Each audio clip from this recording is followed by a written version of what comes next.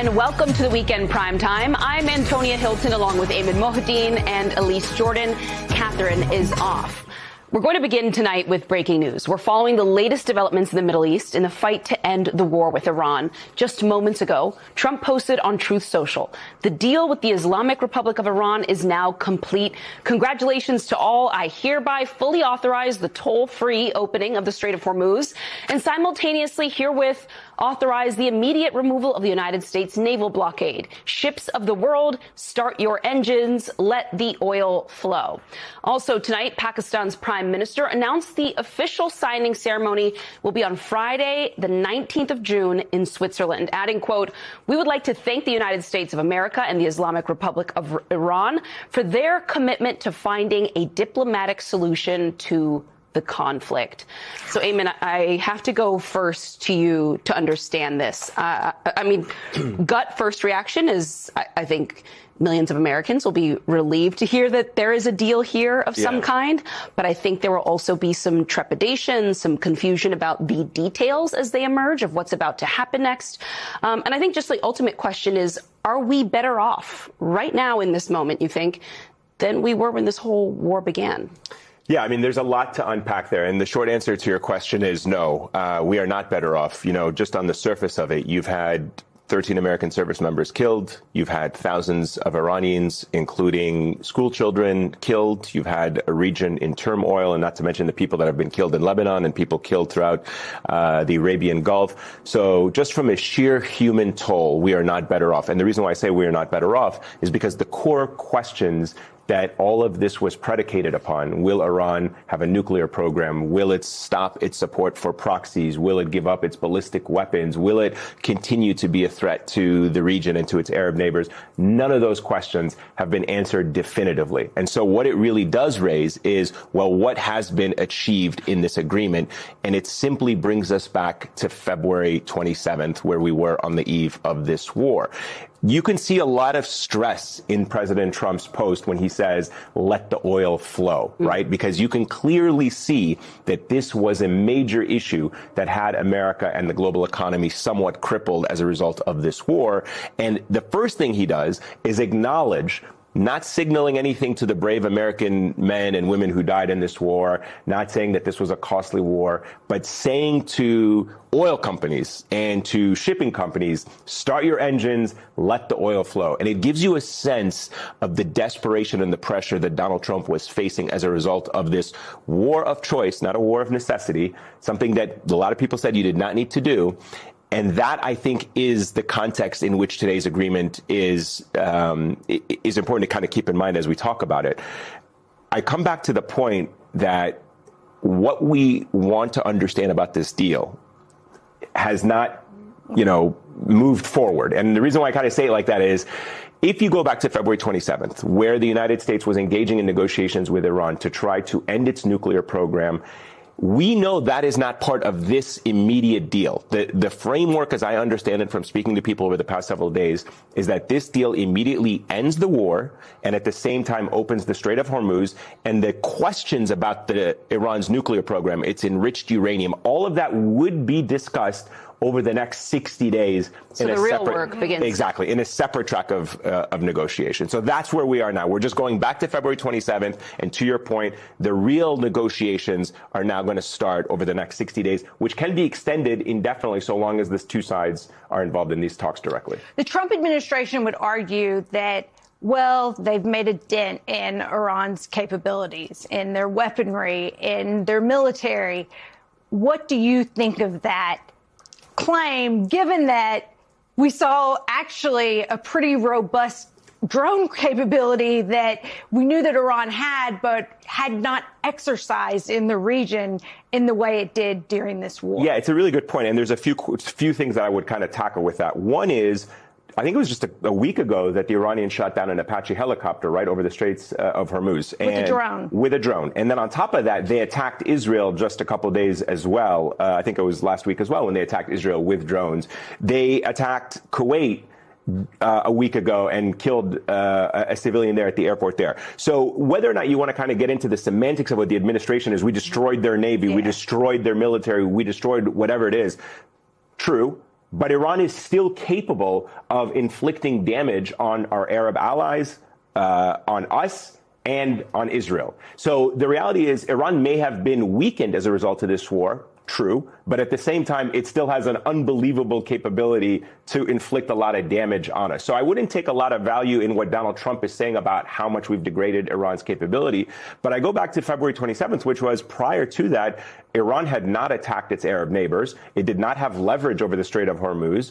It had not, directly engaged in direct war with Arab countries. It has done all of that as a result of the American war. So on some hand, Iran has been degraded, but at the same time, we have learned so much more about their capabilities. And now the country is being run, apparently, by much more hardline elements within the regime, and more of the power is consolidated with the Iranian Revolutionary Guard, which is way more hardline than some of the moderate politicians that the United States had negotiated with in the past and who were kind of more open to dealing with the United States. You have hardliners now in Iran who are making these decisions about war, and they feel emboldened by what they have just endured. Well, that's the other thing missing from Trump's post is, you mentioned how he's sort of sending a direct message to oil companies. He obviously wants to fix the economic woes that we're all living with. But where did the whole message around like freedom, democracy, and the protests go? There is no message there to the Iranian people living in Iran under this regime that you just mentioned. And the attempt to build a lot of support for what started in February, it hinged on a lot of that. And I know that analysts were warning, they're never going to do it. They're never going to do it. This regime change operation is not real. It's a cover for something else. So I'm not saying that I'm surprised. But I do think it is sort of sad because we had, Iranians on our air who had high hopes of things changing. In announcing the war, he teased that he encouraged the protesters, the Iranians to rise up. Yes, he did. The Israelis did as well. Yeah. There was a whole global sort of drumbeat around this. But now it's not even like, oh, we're sorry and we're going to bring that back to the table in some form. It just seems like the question of like human rights in Iran, that doesn't really matter to what happens next. I cannot emphasize this enough as somebody who's covered the Middle East multiple decades. The United States may pay lip service to democracy and human rights and freedom in the Middle East, but its actions do not support that rhetoric. And I think this is just the latest example of that particular approach. Donald Trump promised democracy and freedom to the Iranian people. He signaled regime change. He told them it's time to claim your country.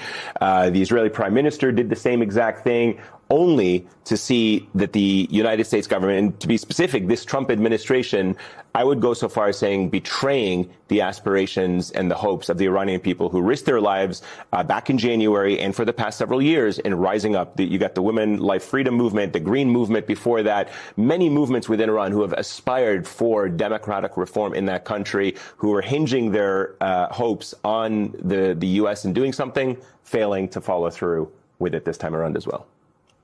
So. All right. Well, we're next going to bring in Congressman Adam Smith. He's the ranking member of the Armed Services Committee. Congressman, it's good to have you back on the show. We're just going to invite you into the conversation that we were just having there. I hope you were able to hear some of it. But how do you view the current state of play, given what you may know about the deal announced tonight? Do you think that we are better off on a single metric? Are we better today, safer today than we were back in February? No, I mean, I substantially agree with pretty much everything that Ayman said in your first segment there. I mean, the two big initial reactions are, one, I really hope this sticks because stopping this war is so important. I mean, the devastation it's caused certainly throughout the Middle East, but across the world economically, it has expanded in all the ways that Ayman described. You have Iran attacking, half dozen or more different countries in the Middle East. The war between Israel and Lebanon has exploded. Israel's actions in the West Bank continue apace. We have a lot of violence and conflict. If this can be a step towards calming that down and moving us towards peace, then I'm very excited about it. But second, it makes it very clear that this war was just a colossal mistake. No, we are not any better off. I think Ayman summed it up quite well. I mean, the Strait of Hormuz wasn't on the table. The Arab neighbors had not been attacked by Iran. Now they have. And basically, we're sort of back where we were when we started.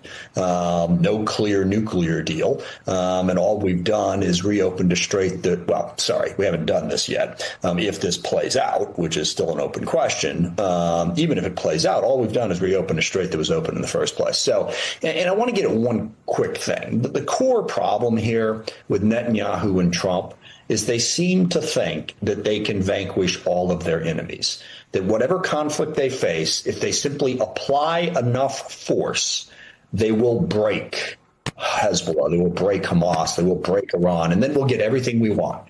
That is just not going to happen. This is a situation that's going to have to be managed. We cannot kill our way out of it. And I still don't fundamentally think that either President Trump or Prime Minister Netanyahu understand that. We have to find partners for peace, not just enemies that we want to kill. Congressman, let's play a clip of President Barack Obama earlier on ABC and what he had to say about this deal and Iran. It is doubtful that any agreement that arises is going to be significantly different or a significant improvement from the deal that we had. I'm hopeful that bombing stops and ordinary people are no longer suffering as a consequence of the war. Congressman, so you kind of have the conundrum that Democrats are in politically.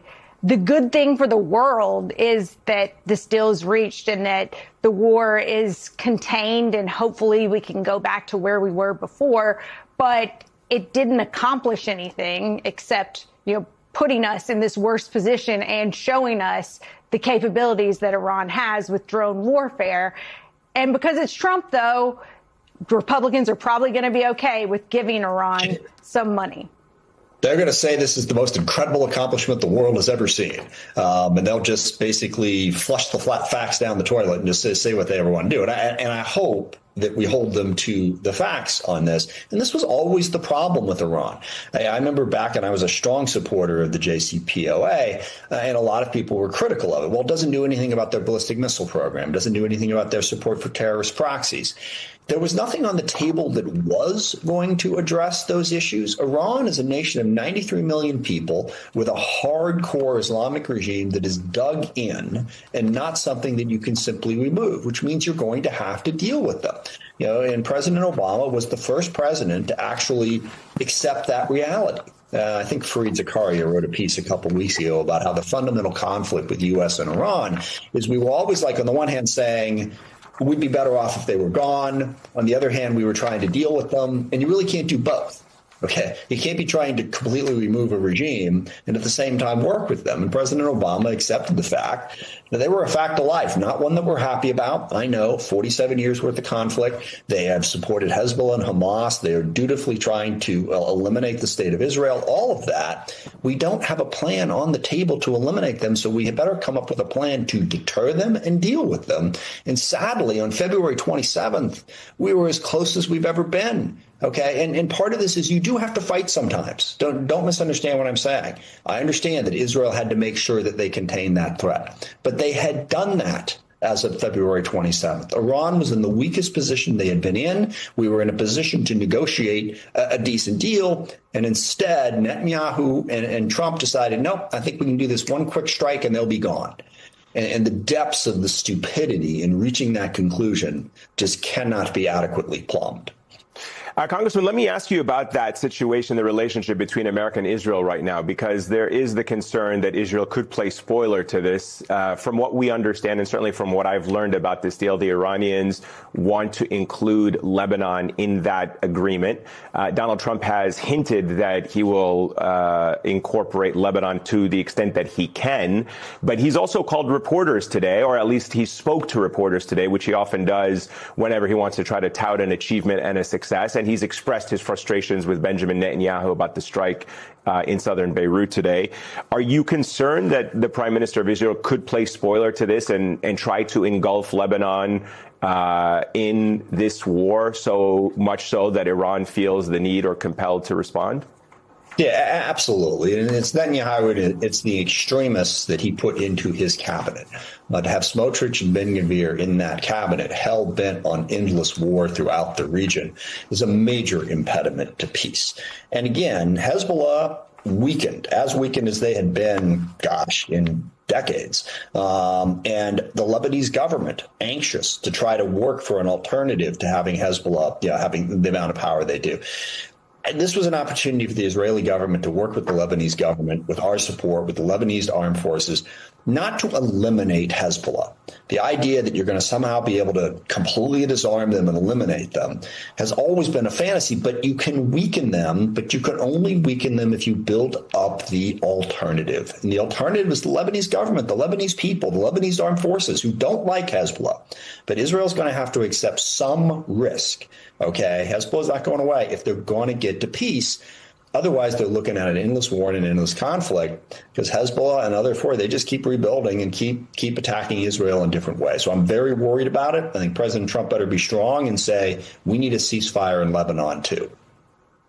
Congressman, did you get the chance to listen to UN Ambassador Mike Walls earlier? I ask because some of what he spelled out in his interview earlier today, it sounded a bit like a pipe dream. I mean, as Eamon was saying earlier tonight, this idea that the work actually really begins now, because this is where the details become clear.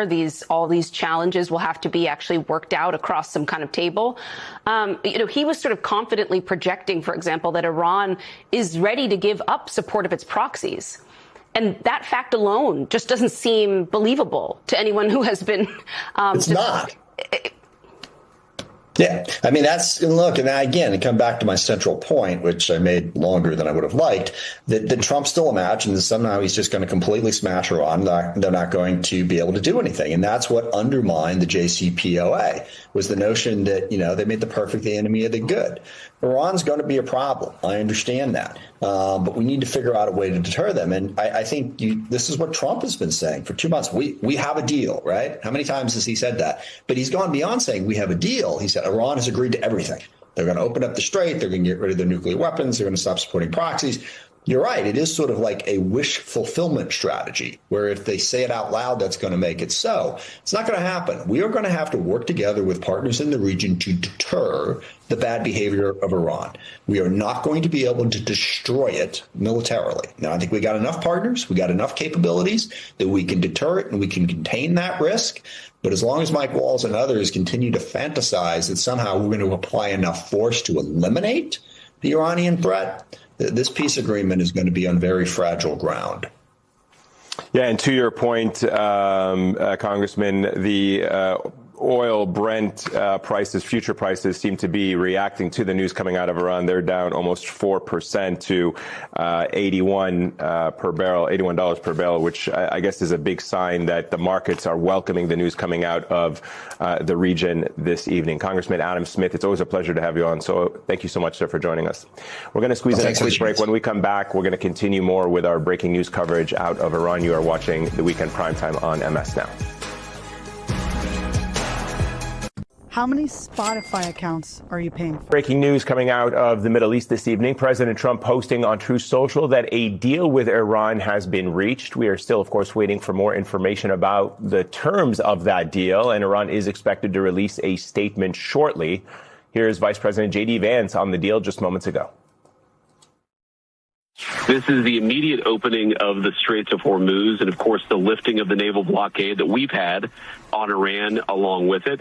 The number two thing that it means is that Iran will never have a nuclear weapon, and not just pursue a nuclear weapon, but procure or try to buy a nuclear weapon as well. That's built into this agreement. And then the third thing is, and this only happens, to be clear, if Iran delivers on their promise. And so there's an approach here where we verify and where there are real benefits so long as Iran meets their end of the obligation. But if the Iranians comply with this deal, it is going to fundamentally transform the Middle East for the next 50 years. It's going to end the war. It's going to make the Middle East more investable. Joining us now is MSNOW reporter Julia Jester. Julia, it's good to have you on the show. So a very busy day today in the White House for a lot of different reasons, not just the negotiations in Iran, but you've got the UFC fight coming up, and then the president heads to the world stage where he'll be traveling to Switzerland, participating in G7, and apparently, according to the Pakistani prime minister, by the end of the week, signing this deal with Iran. What are you hearing from your sources at this hour about how this plays out, what the deal entails, and where we go forward from here?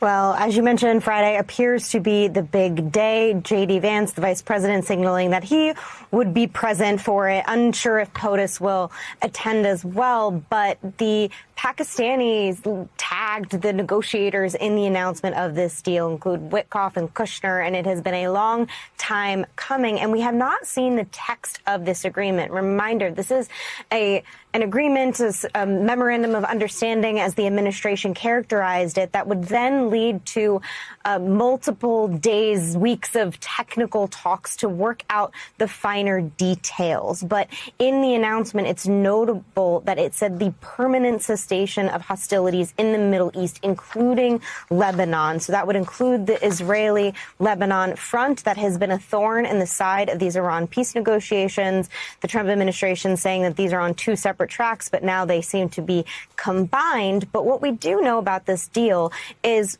first and foremost, the president wanted a deal that he said would be better than the JCPOA negotiated under Obama. And while we can't really square the difference between the two without seeing the text itself, Trump administration officials were talking today about two key points that they think makes this stronger. The first being payment for performance, essentially, that Iran would not see any sort of sanctions relief or assets unfrozen until it proved that it was adhering to the terms outlined in a permanent deal. And aside from that, the verification process, that's the other aspect, arguing that the Obama nuclear deal had too many loopholes and they wanted to not trust but verify, but really make sure that inspectors could go in. Secretary Hegseth was pressed on that on the Sunday show earlier today. It's unclear what the enforcement mechanism will be exactly, but that's what that period of roughly 60 days, it seems, will be to hash out those finer details. But the president announcing on Truth Social following this news, he said, "I hereby authorize the toll-free opening of the Strait of Hormuz," as if he had the authority to do that. He does not. The Iranians have been the ones that have been holding the strait hostage. But the president said once that happens, the blockade will be lifted. And he told oil tankers to start your engines, but they might have to slow their roll a bit because a demining process has to occur before ships can really, truly safely transit through the strait. We know Iran has been laying mines. We know that there has been an international coalition led by the UK, by France, to really bring countries together to help with the facilitation of traffic through the Strait of Hormuz. And the reason that hadn't started is they were waiting for this exact moment, the cessation of hostilities permanently. No ceasefire that turned out to be a less fire, where there's still exchange of attacks and defensive strikes, as the U.S. has been doing for the past several days. We've seen a lot of back and forth. But ultimately, this deal means that there is progress on the freedom of navigation, hopefully, and we'll see the finer points when it comes to what they do with the highly enriched uranium is top of that list. Thanks, Julia. And joining us now by phone is John Kirby, MSNOW national security analyst, former White House national security communications advisor, and retired Rear Admiral in the USA Navy. So, John, could you talk to us about what this means in terms of the demining process of the Strait? Is this peace deal going to be enough, as Julia described, for our allies, for us to begin the process of making sure that the Strait is safe and open for business? I think that's an open question. It's a great question to be asking. I think it's important to remember that this is a pause not a peace. A pause, not a peace. It will be yet an extension of the existing ceasefire, which, as your reporter noted, wasn't much of a calm ceasefire. I mean, they were talking and fighting at the same time, which means they were not necessarily committed to doing one full-throatedly. So we have to wait and see. The issue of the mines is a serious issue. These mines are largely floating mines. It means they go with the tides, and so it's sometimes hard to find them and locate them and remove them. And so it could be a matter of some weeks before shipping companies feel completely safe, even knowing they won't get hit by a drone or a missile, feel completely safe going through that strait, because I didn't see anything in there that indicated we were going to escort those ships. So I do think we'll probably see an increased flow here in coming weeks, which is a good thing for the global economy, but I don't think it's going to be anywhere near at the rate of passage of the strait that we saw before the war started. And can I ask if you had the chance, I asked Congressman Smith this a few minutes ago about UN Ambassador Mike Waltz and his message earlier today. The administration has been projecting, confidence that all of this is going to work out very much in the United States' favor, that on key issues like Iran's support for proxies like Hezbollah and Hamas, that they are just going to simply give that up over the course of these next 60 days as the real work begins. Do you have confidence in that? Is there a real risk of some of these major issues falling apart now as that process begins? I think that's always a risk. Yeah, when you're negotiating with the Iranians, that's always a risk. I mean, look, the regime, which is still in place and actually more autocratic and more ideological than they were before and more aggressive, they want survival. They want to stay in power, and they're not going to give anything up, certainly not easily or quickly, that's going to threaten their hold on that power. One of the things they see as key to their power and their desire for hegemony in the region is these proxy groups. So it is very likely that that is going to be a tough nut for them to crack and a tough thing to get over the finish line. The other thing you got to remember, and this is the same for the IRGC, is it's not a monolith.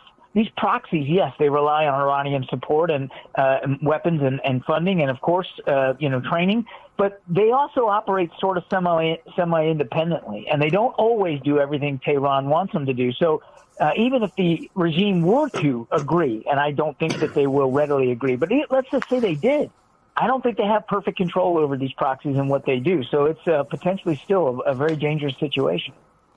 So let me pick up on that point, John, if I can, and ask you on the other side of that coin, it's what Israel also does. You probably saw me ask Congressman Adam Smith about Israel being the spoiler here, as it has demonstrated in the past. It has the capabilities to strike Iran, to strike in Lebanon. And obviously, we know that the Prime Minister of Israel has expressed both openly and privately his disdain for any kind of negotiations with the Iranians, any kind of deal, anything short of regime change, he wouldn't be happy with. How concerned are you? How concerned should we be that the Israelis do not abide by this agreement, that the United States, this administration, does not exercise any leverage over Israel to try to get them to comply with an agreement bilaterally with Iran?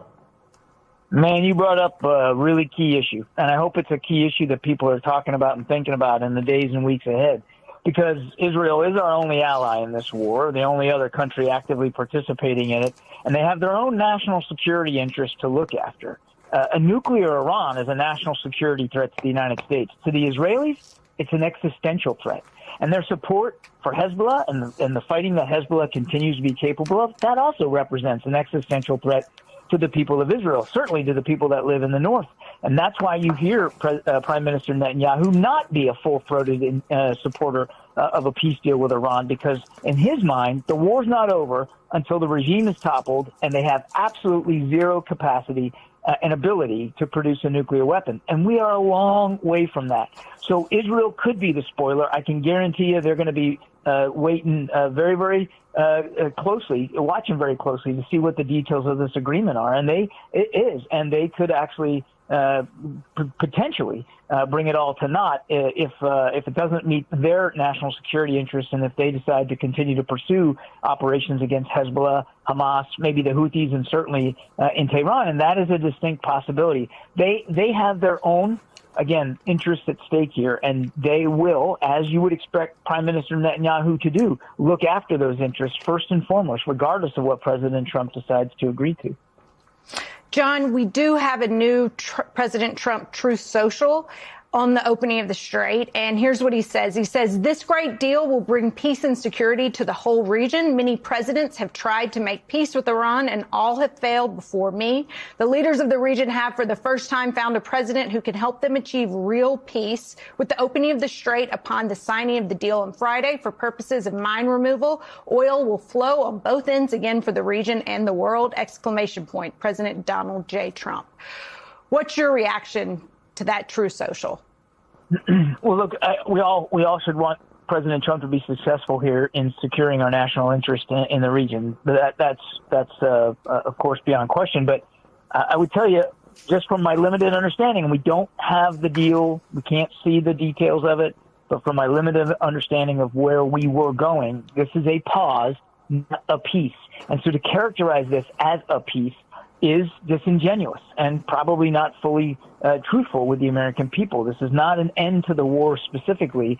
It's an agreement to extend the ceasefire, which was shaky to begin with, for yet another 2 months while they begin to negotiate. It's not an end right now today. Today's the beginning, a new beginning of a set of discussions and negotiations and hopefully actions by